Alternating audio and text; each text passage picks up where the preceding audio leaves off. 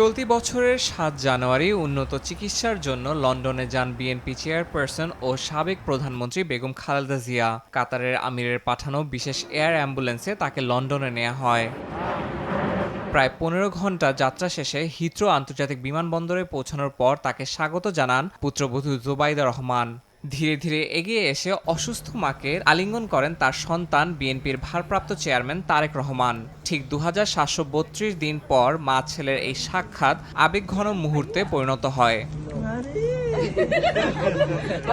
এ সময় যুক্তরাজ্য বিএনপির নেতাকর্মীরাও ফুল দিয়ে দলীয় চেয়ারপারসনকে শুভেচ্ছা জানান। এটি ছিল ২০১৭ সালের ১৬ জুলাইয়ের পর বেগম জিয়ার প্রথম বিদেশ সফর।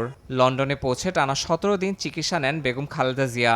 এরপর চিকিৎসকদের পরামর্শে ছেলে তারেক রহমানের বাসায় থেকেই চিকিৎসা চালিয়ে যান তিনি। লন্ডনে উন্নত চিকিৎসা ও পরিবারের সান্নিধ্যে প্রায় ৪ মাস কাটানোর পর দেশে ফেরেন বিএনপি চেয়ারপারসন। হিথ্রো বিমানবন্দরে তাকে বিদায় জানাতে গিয়ে আবেগ আপ্লুত হয়ে পড়েন বড় ছেলে তারেক রহমান। তিনিই গাড়ি চালিয়ে মাকে বিমানবন্দরে পৌঁছে দেন। বিদায়ের সময় উপস্থিত ছিলেন হাজারো প্রবাসী নেতাকর্মী। স্লোগান ও শুভেচ্ছায় বিদায়ী সংবর্ধনায় সিক্ত হন বেগম জিয়া। হাস্যোজ্জ্বল মুখে হাত নেড়ে শুভেচ্ছার জবাব দেন তিনি।